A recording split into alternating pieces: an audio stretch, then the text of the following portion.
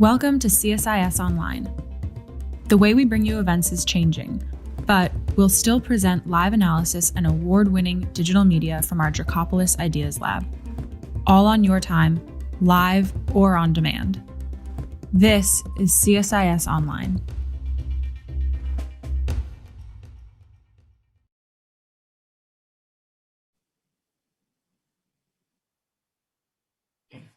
Good afternoon. My name is Dan Runde, and I hold the Schreier Chair here at CSIS. I'm also the Director of the Project on Prosperity and Development. I'm pleased to be joined today by Jim Richardson, the Director of U.S. Foreign Assistance Resources at the State Department. It's a really critical role in our federal government on allocating our soft power resources and managing them properly. Previously, Jim served as Assistant to the Administrator in USAID's Bureau for Policy, Planning, and Learning, what's known as PPL.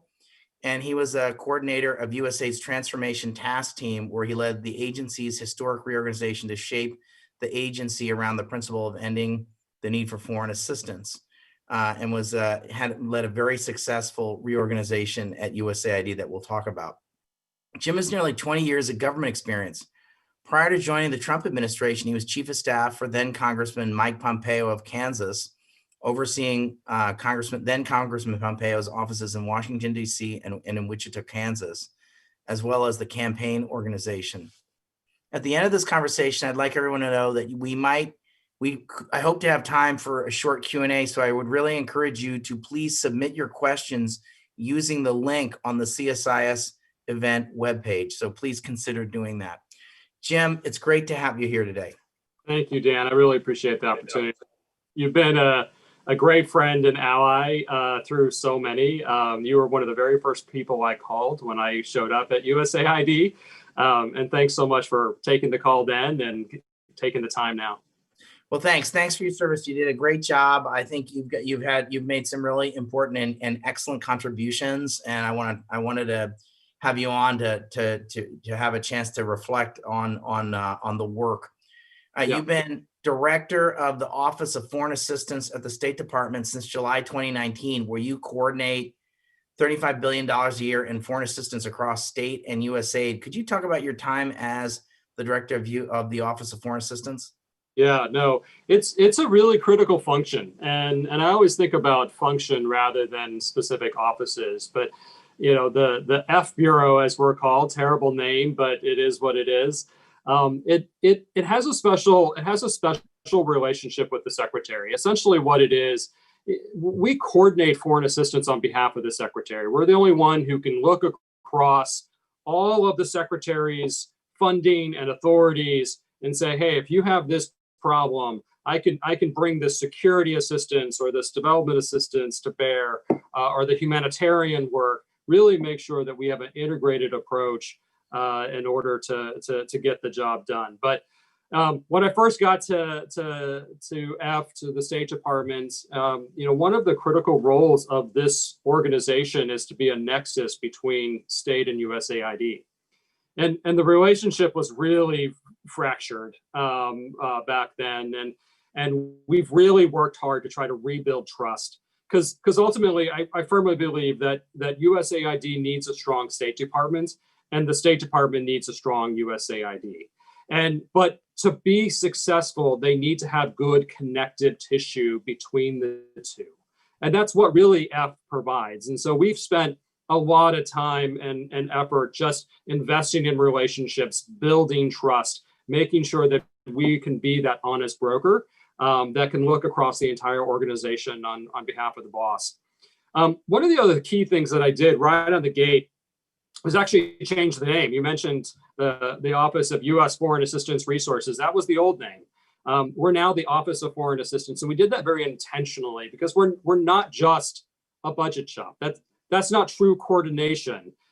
We have a policy team, a monitoring and evaluation team, a strategy team, and a data team. And we really believe that the integration across all of these product lines, along with budget, allows for the most maximum impact that the State Department and USAID can have. The other key function that we hold is something that we're really trying to lean in hard on, which is interagency coordination outside of USAID. I always believe that F should be a strategic coordinator, not necessarily a tactical one. And as a strategic coordinator, looking at the Development Finance Corporation and the Millennium Challenge Corporation and making sure that from a macro perspective that we are working together the best we can is really key. The last thing I'll mention on my current role is the most important role that we provide is that we need to make sure that we are moving money at the speed of diplomacy, that decisions get made. If we are too slow in acting on them, we miss out on opportunities. So we've really prioritized moving fast on operational plans and spending plans to Congress. And we really have tried to move faster in order to be responsive to both USAID and the State Department. So before your time at the State Department, you worked at USAID as the coordinator of the Transformation Task Team and the assistant to the administrator in USAID's PPL Bureau. What was or what is the Development Transformation Agenda, and what are some of the key accomplishments from your time at USAID? Yeah, it's so fun to look back and looking back, it seems like it was all planned out in a really methodical way because it was so successful. We really did have a monumental impact on the future of the agency and the future of development. But when I first got there, we were working on what was called back then the joint redesign with the State Department. And I didn't know it at the time, but I've subsequently learned that this was actually an effort to try to merge state and USAID. That's not a good idea. Having a healthy USAID, as I say, a strong state needs a strong USAID. And so we went through that process, but coming out of that, I really found there to be really important issues that had to be addressed. We needed to be more relevant in the 21st century. We needed to make sure that our structures reflected who we were as an institution. Span of control, the administrator had 27 people that reported to him. He was spending all of his time in management meetings and not enough time leading.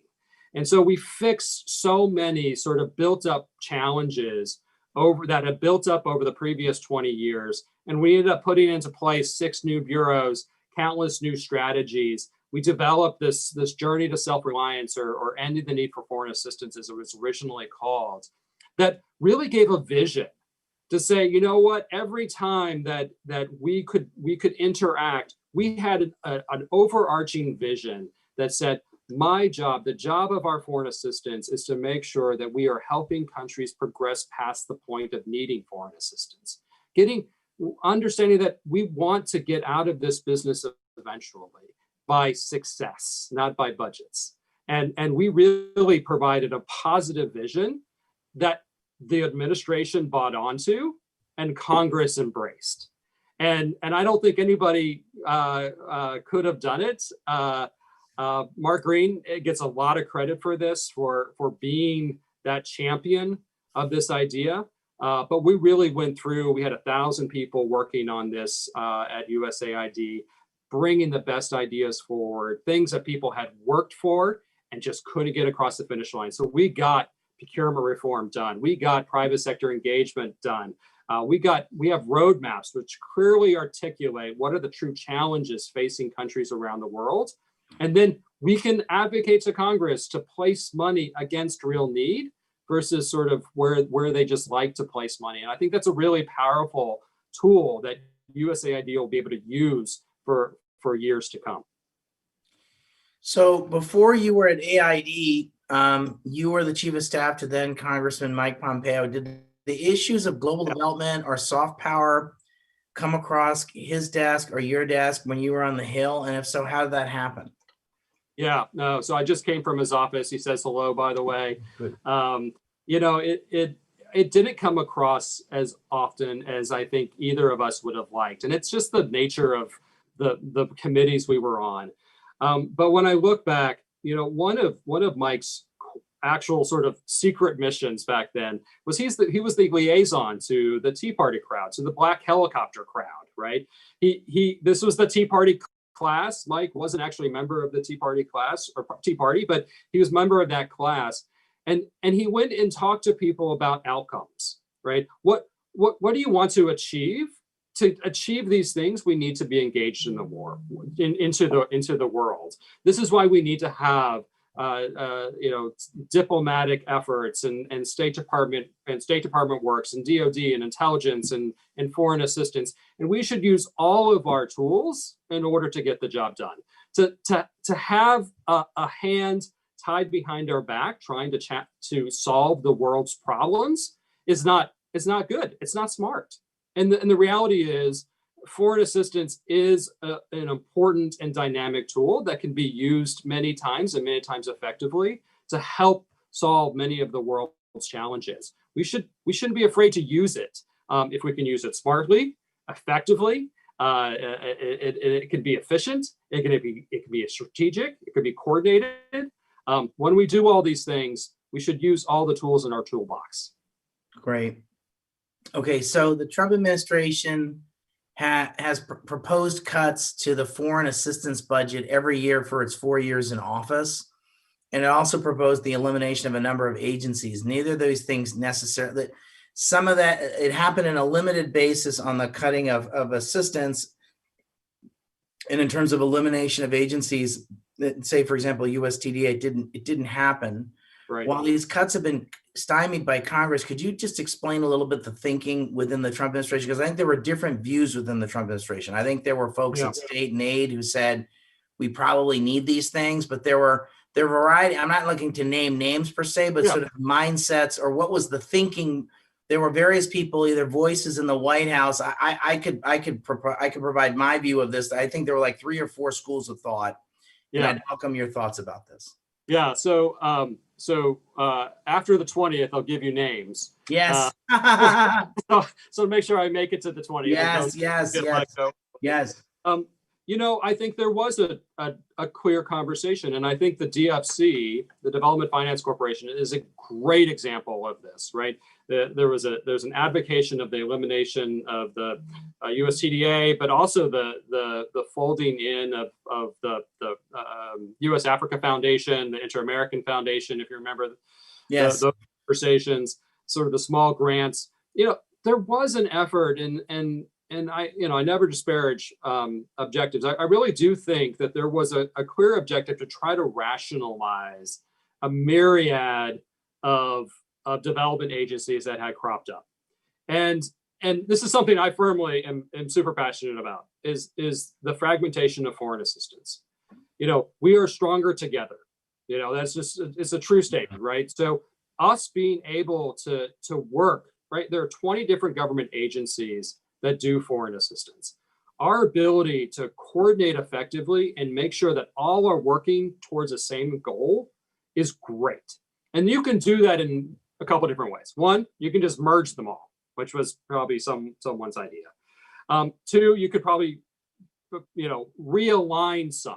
And this is where the DFC really started to look. It said, well, let's take OPIC and a small piece out of USAID and put it into this new supercharged Development Finance Corporation, which is pretty cutting edge in the development community in a way.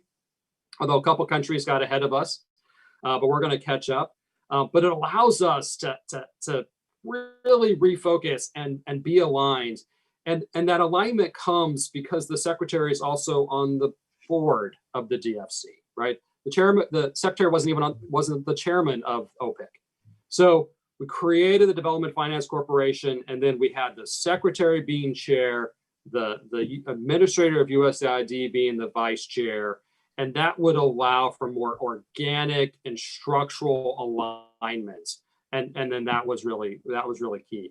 The other things that were happening, obviously, the joint redesign, as I talked about, there was an effort there. It was, sort of never really got off the ground. There were actually some really good conversations that I really do hope that get continued around what is the future of our embassies overseas? Why do you need to have a post in an information age or post-information age, right? So what is the right role, and do we need to have as much staff and people overseas, or can we right size? These are really important philosophical questions.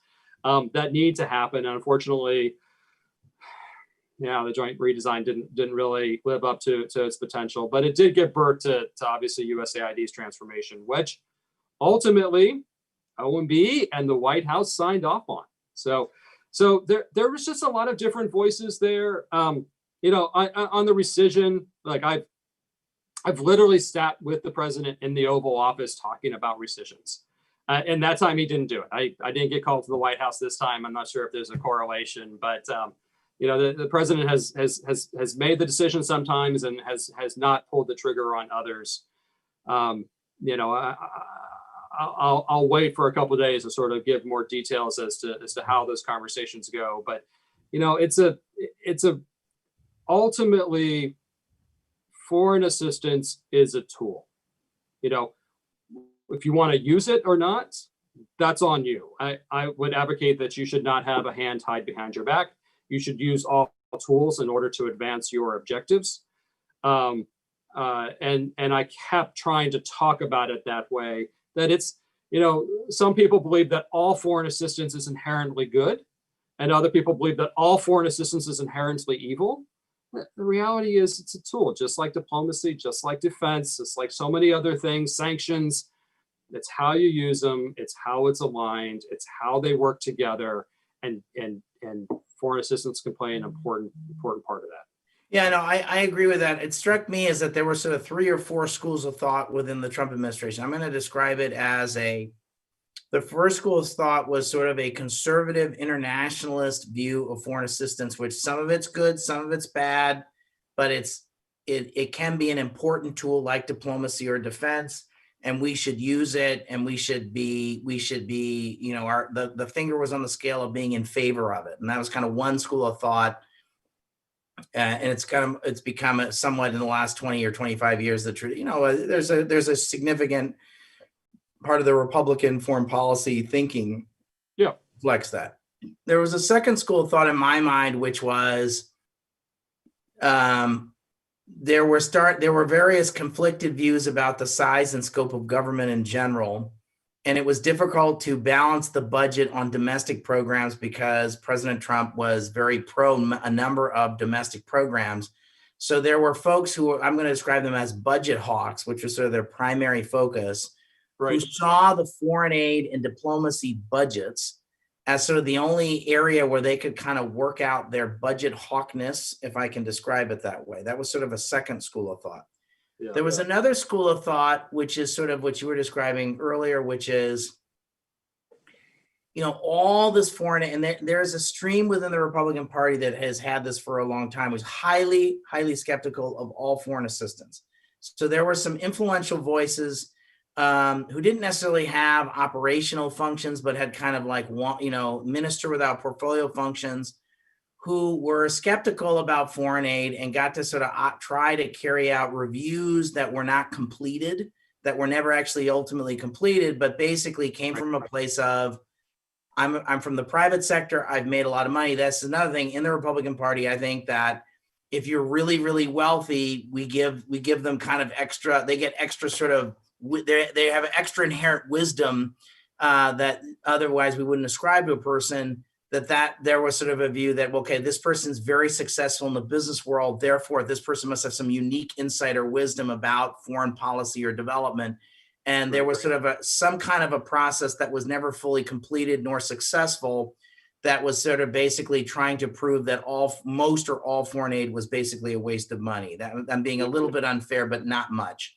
Yeah, then there was, I think, a fourth school of thought in the Trump administration, which was basically like, why are we spending any money whatsoever on this? And there were kind of school of thought 4A and school of thought 4B. School of thought 4A was, why are we spending money on these people when they vote against us the wrong way in the United Nations? So that was a stream of thought in the Trump administration. There were some people in the diplomatic community. This is school of thought 4A, who said, oh my gosh, look at this. Now, we would ignore that Jordan and Egypt would vote against us, and they got gobs and gobs of foreign aid, and we needed them. But then we pointed all these other smaller groups who also voted the wrong way against us. And there was an attempt in the school of thought 4A to say, let's ignore the fact that these big recipients and big strategic partners like Jordan and Egypt have voted against us, but we're going to go and see if we can find and punish it. School of Thought 4B was, why the hell are we spending any money on foreign aid whatsoever? I don't care if it works or it doesn't work. We got a lot of hurt in West Virginia.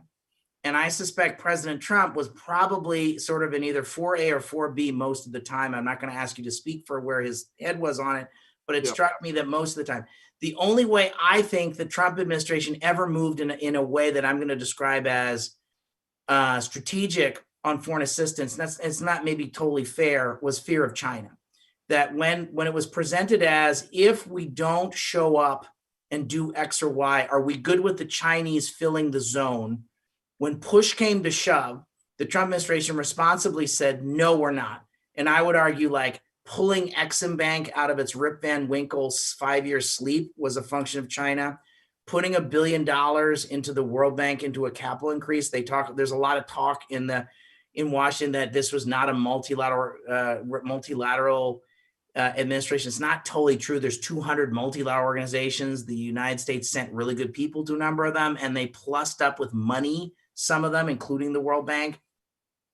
Putting OPIC, which they originally planned to remove and get rid of, just like they plan to get rid of Exim Bank.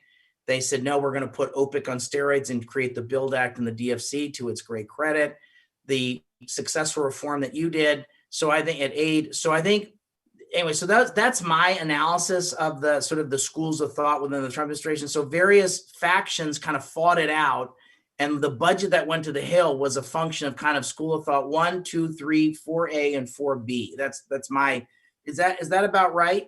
Yeah, I think so, Dan. I really do. Ultimately, there were a lot of voices in the administration. Leadership matters, so it matters who you have making these arguments. But look, we created WGDP, right? A good initiative, a great initiative. Women's economic empowerment. Yeah. Who can possibly? That's great. Who can be against that? Believe in. We've doubled down on protecting of international religious freedoms. Yeah, I want to talk about that. Let's talk about that, because I think you guys don't get enough credit. So several things I want to be sure. So I want to be really clear about this. Getting Exim Bank reauthorized with a 7-year realization, enormous success of the Trump administration. Getting WGDP done, great success, and you had a lot to do with that. Getting the DFC, taking OPIC and updating it after a 45-year kind of like updating it from 1971, huge success. Capital increase for the World Bank, huge success. So I think there were a number of things where there was a new strategy on stabilization, great start stuff. There was significant and real progress on a number of fronts. So you're right. You're absolutely right. So let's talk about religious freedom, something close to my heart. Talk about religious freedom, because I think Sure. I don't think you guys get enough credit for this. No, and thanks for that. And it's something that the secretary personally has been invested in since his days in Congress. Honestly, I remember this being. We were talking about it in a staff meeting one time, and he turned to our foreign affairs staffer and said, this is really important. How can we help on doing these things? Ultimately, this is about marginalized communities, right? This is the heart and soul of what our development and foreign assistance policy looks at, which is, how can we make sure that people have voices, that people are protected, that they don't get discriminated against because of who they are? And our international religious freedom is at the center of that. And I was really honored to be able to work on both the executive order that established the policy of the international religious freedom, and then also, really working with Congress and ultimately making budgetary decisions to put over $150 million against this critical need. I mean, these are people who are being oppressed because of how they worship. It's just repugnant. It's repugnant. It's a huge importance, and I'm just really glad that we were able to make some real progress. But back to your earlier part, the headlines from the administration say one thing. the results say a very different thing. And I agree with that. And so let's talk about, so I think, as I said, there's like these schools of thought. I was always rooting for School of Thought 1. And I'm going to put you in School of Thought 1. And I want everyone to understand that Jim Richardson was in School of Thought 1. And I would argue Secretary Pompeo was in School of Thought 1 and Mark Green was in School of Thought 1.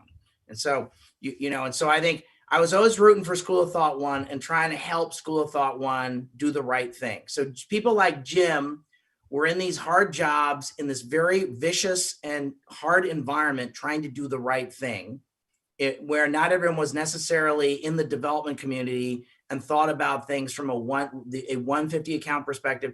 And some of these other perspectives aren't necessarily completely illegitimate. I may have a bias, but some of the critiques on foreign assistance, a little bit to what Jim was alluding to earlier, is there's some legitimate critiques of aid, and we shouldn't be doing stuff we did 30 years ago because the world has changed.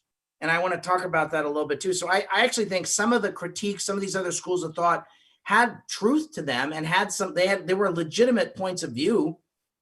I just didn't agree with them. But Jim and others had to navigate within a very difficult landscape of people who had some legitimate truths or legitimate points of view within their points of view. I was trying to move an agenda in a way that I would have liked to see done. And oftentimes Jim was successful. And so it's important, and the administration was successful. So yeah, the administration really was. And, that's a really great point. And it picks up on something you said earlier about the realignment review. I don't think you used the term, but that's what it was. Yeah. One of the challenges, and the document ended up being beautiful, and I'm not sure why it never got published, but it ended up being a very good document. But the challenge was, the original assumption was, we can take the failures from Afghanistan and Pakistan and extrapolate that that's how all foreign assistance works. And I'm simplifying it, and it's probably not 100% fair. But the reality is, Afghanistan and Pakistan, right after September 11th, was a very unique situation. Yeah. Not all things were done well. I think we all sort of acknowledge it. And USAID would acknowledge, the career folks would have said, this was not a great use of taxpayer dollars. And so, scale for impact is a huge important thing. It's a huge important lesson that we've learned, actually. It's coming out of that. We understand that you can't go too big too early, that you need to ramp up. You need to make sure that you have an infrastructure and you have the monitoring and evaluation, that you're looking at outcomes. These are all really good lessons that we learned from Afghanistan and Pakistan.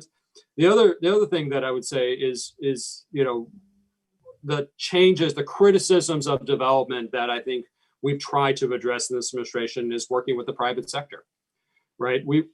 I think about, I don't know, valid, but historic criticism would have been, you just do development in a vacuum and you're doing things and it's really good, but it's not having the scale or impact, or it's not taking into account so many other actors. Yep. And the fact is, the world has changed over the past 50 years, where official development assistance used to be the predominant inflow into a developing world, and today it's now the private sector. So our assistance needs to be catalytic and not comprehensive. We need to make sure that we are looking at our funds to catalyze change. We can't look at our funds to educate every child, right? So it's a shift in approach that the development community has been working on for 30 years. And I think in this administration, we've been able to take it one step further with our private sector engagement strategy.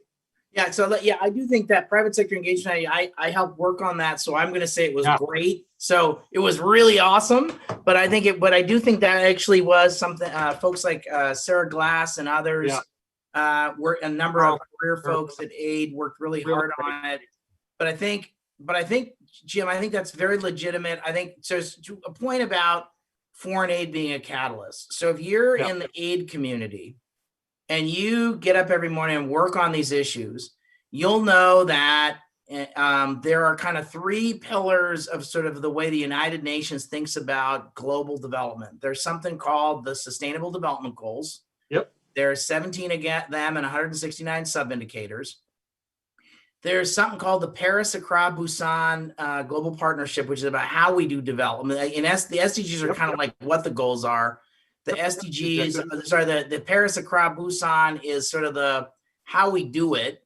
Right. And a lot of it's around thinking about the local roles and local responsibilities. And then the third pillar is on financing for development. And there was a conference in Nairobi in 2015, I think, and a lot where the statement was that ODA, foreign aid, is a catalyst.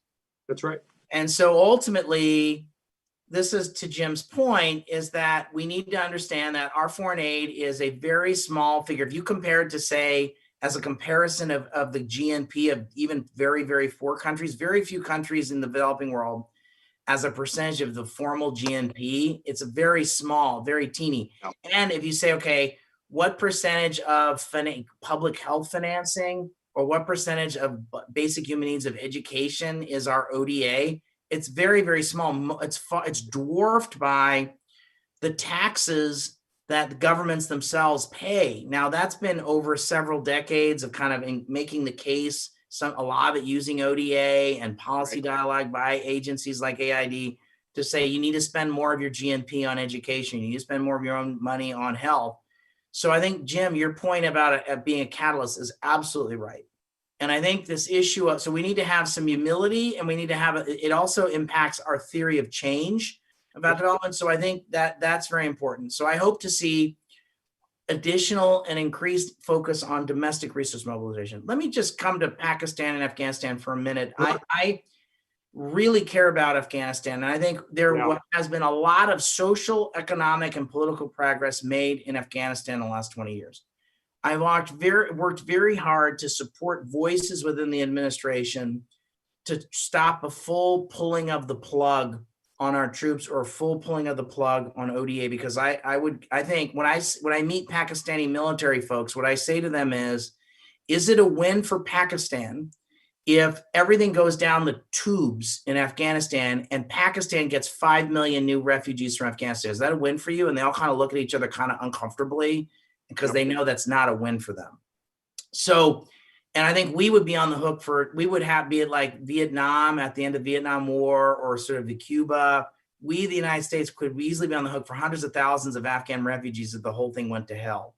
So I've been of the view that we've made a lot of progress, and I'm of the view we need to continue to kind of muddle through completely. I disagree with many of the public statements President Trump has made about Afghanistan. I have a disagreement. I do think it's been useful to have the negotiations. But what I don't want us to do is bug out, either on a foreign aid basis, a diplomatic basis, or a security basis.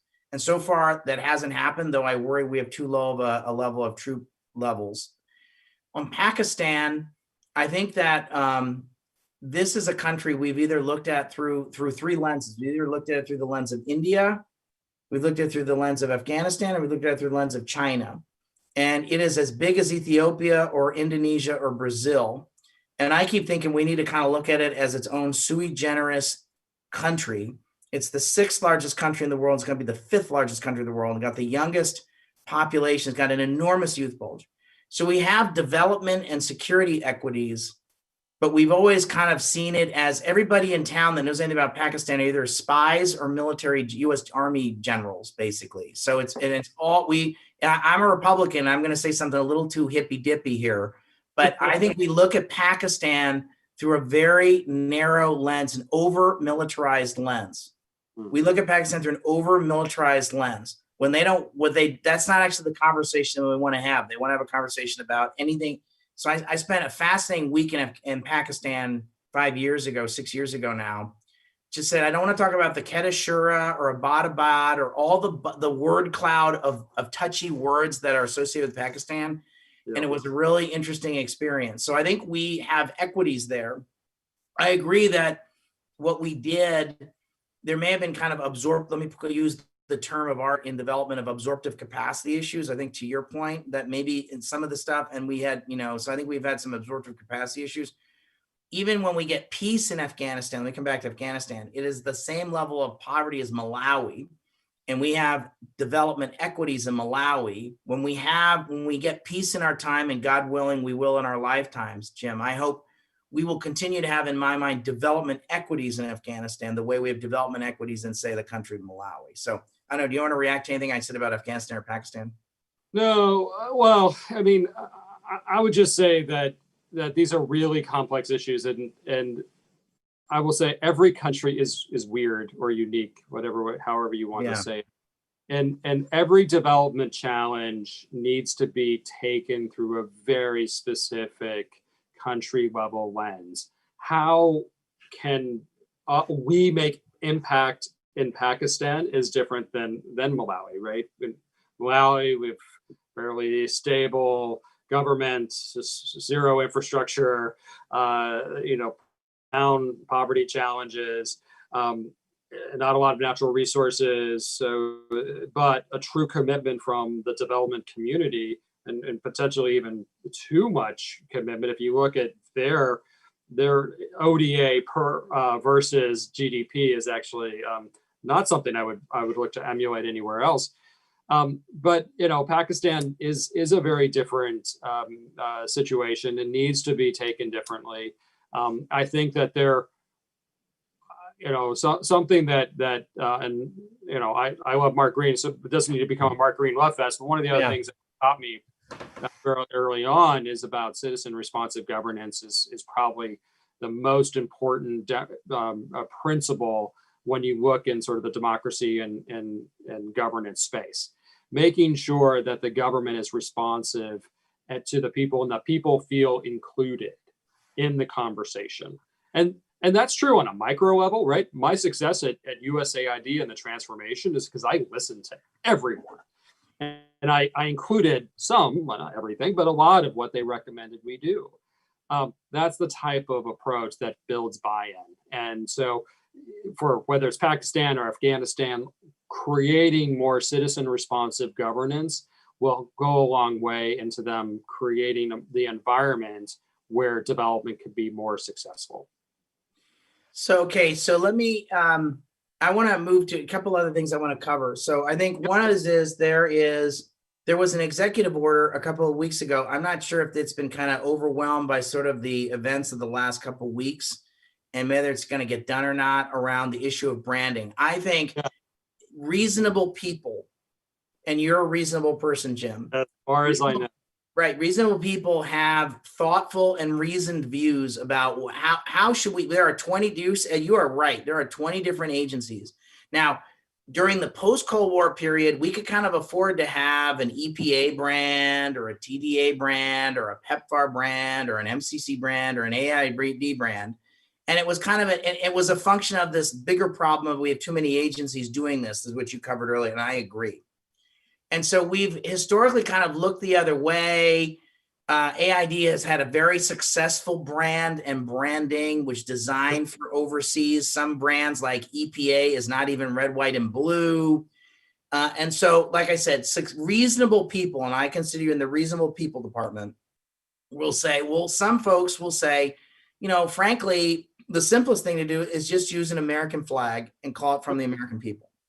There's other school of thought that says, no, what we should do is take the AID brand or something like it and say from the American people. And then other folks in the interagency say, well, that means AID is winning. And so we don't want AID to win. I'm putting words in people's mouths. I'm not putting words in your mouth, but I know I've heard folks say this. And so there's lots of debate about, and then I would argue a number of other brands, I'm not going to name their names, I think are terrible brands. They're like not readable. They're not very artistically, obviously beauty's in the eye of the beholder and it's all kind of subjective and we're all special snowflakes, but some of these brands are not visually appealing. Let me put it that way. Right. So what's going to happen with this brand executive order? Let me put it that way.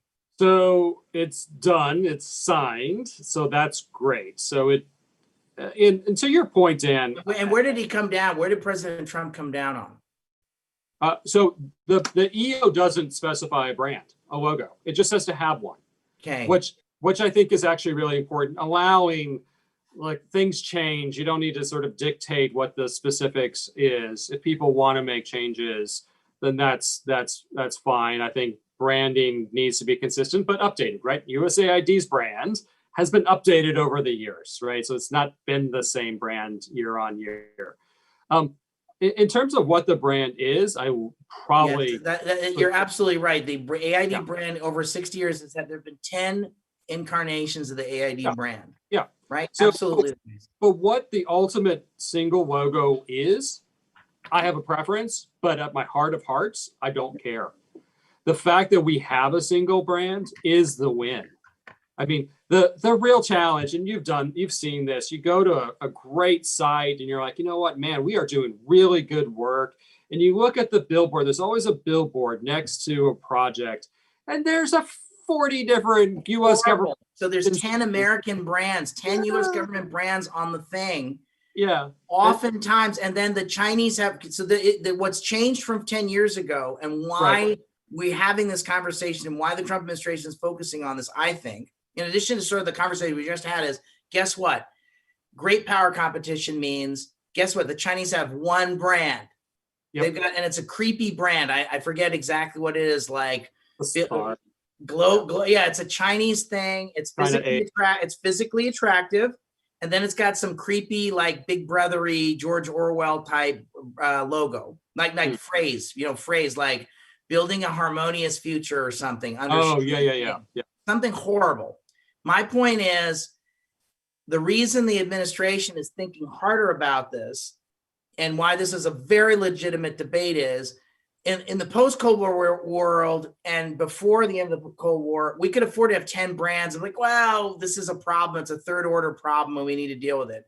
When China comes out and has one brand and we're competing for hearts and minds, if we got 10 brands and they got one brand, it's a much bigger problem. So I understand why folks in the very thoughtful people in the White House, folks like yourself, have tried to come up with a solution. The issue is, I think, when I went and called 15 people when I learned about this, I couldn't get anyone. I got very few people to kind of agree with one solution, but there were kind of a couple camps. There was like an American flag camp or an AID, something that the child of AID brand camp were the kind of the two that I associate myself with the second. But I said, and I've said in op-eds, reasonable people can understand why you might go with the American flag. I disagree. I'm with the other one, but there were thoughtful people with this. So okay, so that's the brand. Okay. Yeah. What about? Let me just say one thing on that. I mean, from a timing perspective, I got 3 days left, right? So, but who's counting? But so the next team is going. If the president comes out with the brand, the next team can change the brand. The EO just says that the president gets to pick the brand. So if I really do think the win comes in having a unified brand, allowing us, public diplomacy is so critical. And I think that's really what this is really all about. And it's about that public diplomacy impact that our assistants have, right? We are educating a generation of young girls in Africa. That is awesome. And that in and of itself is something to be celebrated.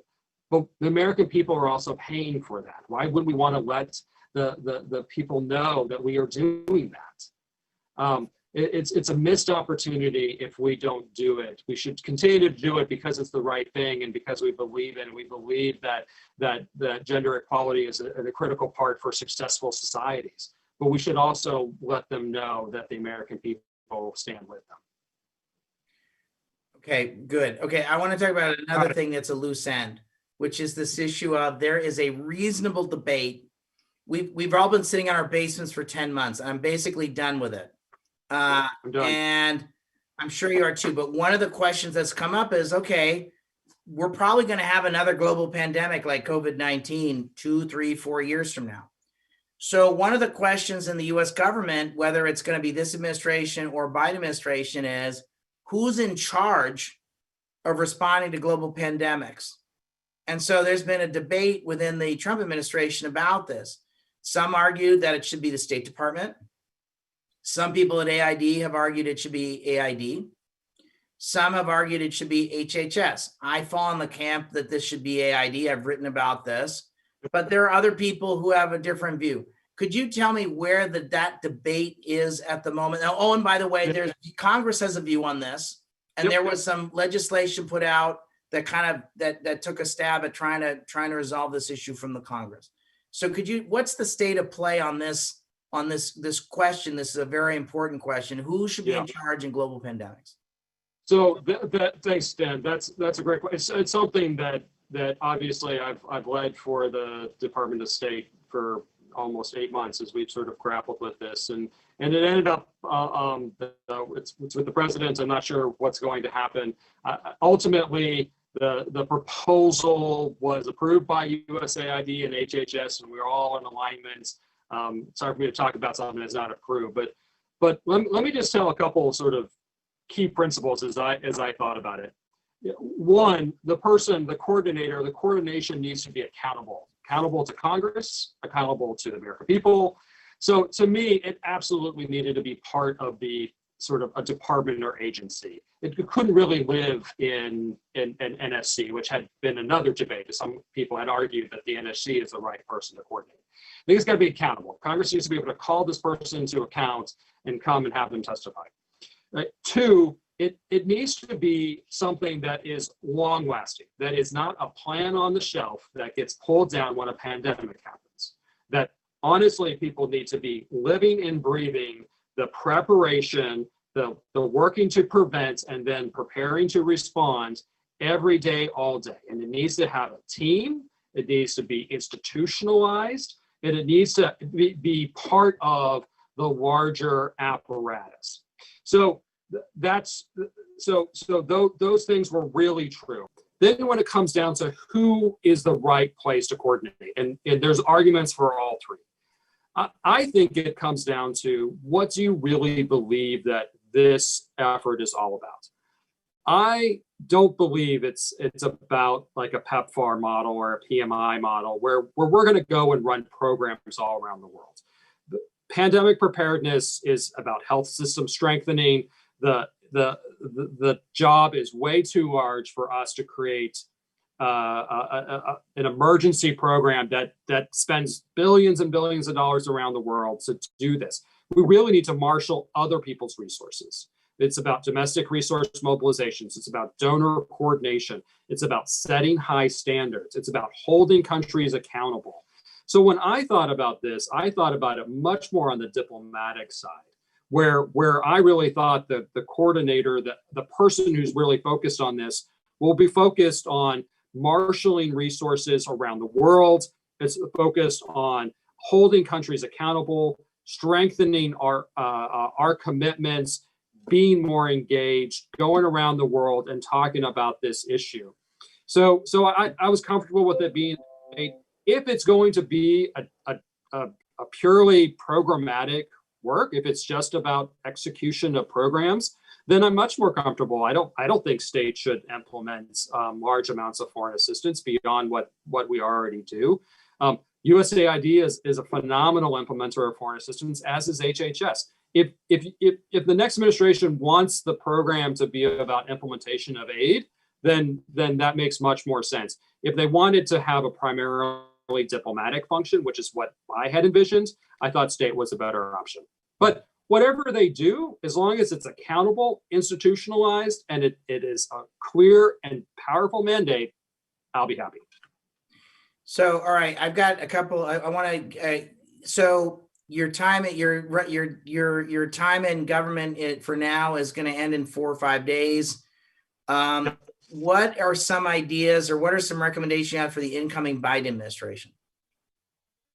So that's, I've had great conversations with the Biden team, and I'm not going to, probably a little bit more private, but in general, I would say a couple things. When it comes to there are certain things when it comes to pandemic preparedness that we need to do now. Early warning system. I know we've had this conversation about early warning systems. It is essential. We can do it. We can build on it. HHS and USAID are I think, prepared to do something like this. Data compatibility. There's a lot of things in this space that we can do, regardless of who sort of coordinates. So I strongly encourage them to think about that. Private sector engagement. I'm so proud of the work that we did, but I think we can go further. And I hope that the Biden team thinks about outcomes the same way we do. And it's not really about what the taxpayer dollar can accomplish. It's what the effort can achieve. And that's really talks about our private sector work, our diplomatic work, really integration of our efforts to have a maximum impact. I would also encourage them to really continue the efforts on diversification of the partner base and implement and using unique instruments of assistance. I think that we get trapped into the binary choice of a large NGO or a large contractor, and then the binary choice of a grant versus cooperative agreement or contract. There's a ton of implementers out there doing amazing things. There are lots of instruments for us to use. This is about squeezing anyone out. This is really about thinking about what is the right way to approach it. Can we be more collaborative?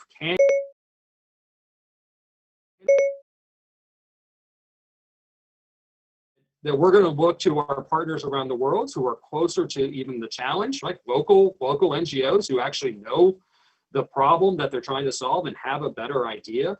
We should go ask them, what do you suggest that this grant be all about, rather than us making these decisions in Washington? I think that collaborative environment that we started, I think, can be absolutely doubled down on the next administration. So let me give you a chance to make the case for what the Trump administration has done and what the Congress has done on responding to COVID in the last 10 months. Talk about the early response. Yep. Talk about what was just approved in the last bill a couple of weeks ago.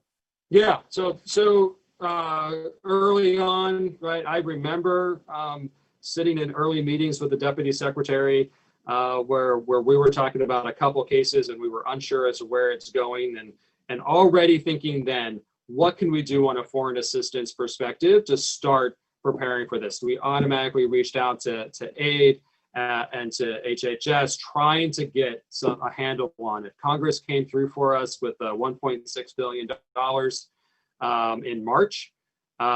We quickly created a rhythm and a pattern to make sure we were obligating resources, because the need was great and we couldn't just dither around. So we made sure that we were making smart choices, but we were really pressing the machine to move as fast to try to keep up to where the virus was heading. So we're really proud of what we've done, and we were able to get a lot of really good equipment out to really provide a lot of, and I think we saved a lot of lives through our initial efforts. The next phase is really going to be about vaccines. And I think the president has said previously that we're going to be generous. We're going to give vaccine around the world, but we're going to make sure that Americans get vaccinated first. Look, Americans paid for it. Americans need it. Often Americans developed it, so that makes perfect sense to me. I think the debate about the Gavi funds, obviously Congress has appropriated $4 billion for Gavi, which is the way we would give a lot of our international distribution to vaccines. And I think the way that the president explained it is that that money is premature because we're honestly behind in distribution of vaccines. I think the expectation is that every American who wanted a vaccine will have a vaccine by the springtime. I'm not sure where we are today, but I think we're probably a little farther behind that. So the reality is, Congress was very clear about Gavi. They're very clear about the funding for vaccines. We'll see what ends up the next administration ends up deciding on this. But it's a really important question for the next administration to answer: is how do we want to prioritize our vaccine distribution? The president took a very America first, but America generous approach. It'll be interesting to see what the next team sort of recommends.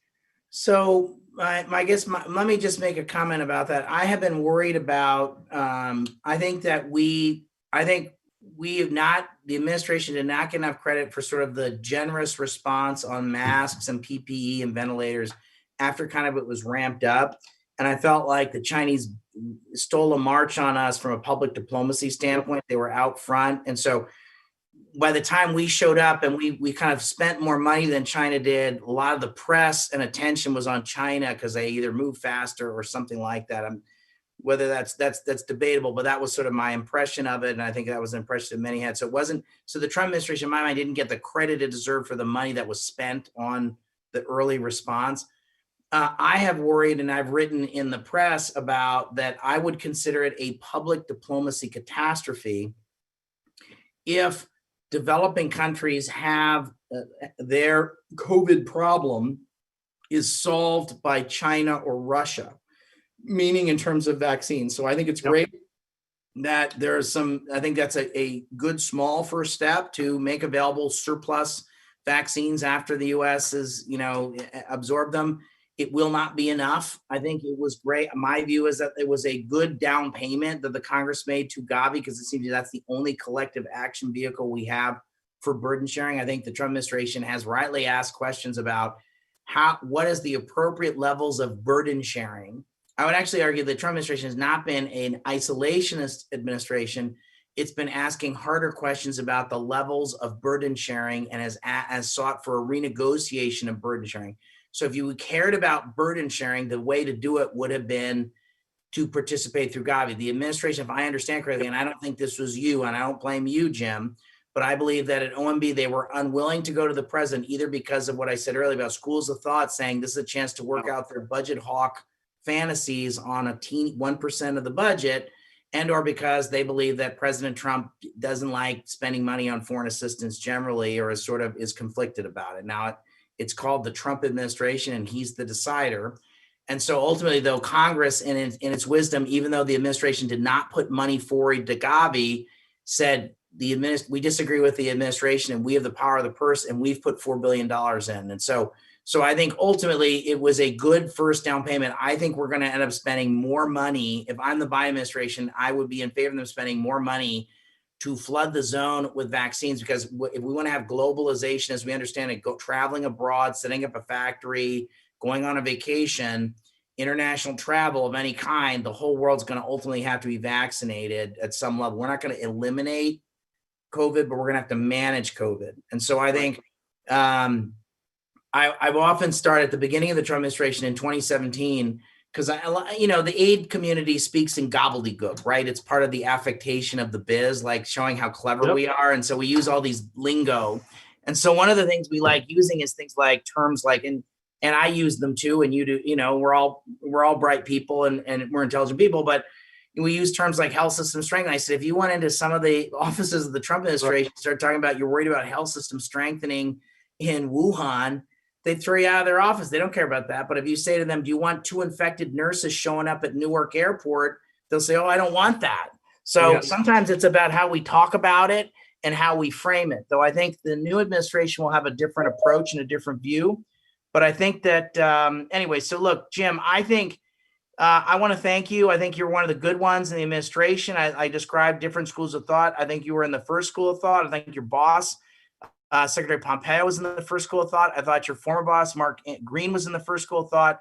I saw it as my job to try and support good folks like you. And I want to thank you very much for your service. The aid community was largely really helped by many things that you did. And so I want to thank you very much for your service at the State Department at AID, Jim. Yeah, no, I appreciate it. Thank you, Dan, so much. It's been an honor to serve over the past 4 years. And foreign assistance can have a real impact, and vaccine is a great example of us being able to save lives, but also restart the global economy. That's good for Americans, and we shouldn't be shy about that. And so it's such an important thing, and it's been great to be part of this. And thanks for your support over the years. Okay. Thanks, Jim. And let's stay in touch. It's not goodbye. It's see you next week. Okay. We'll be in touch. Thanks, Jim. Okay. Bye.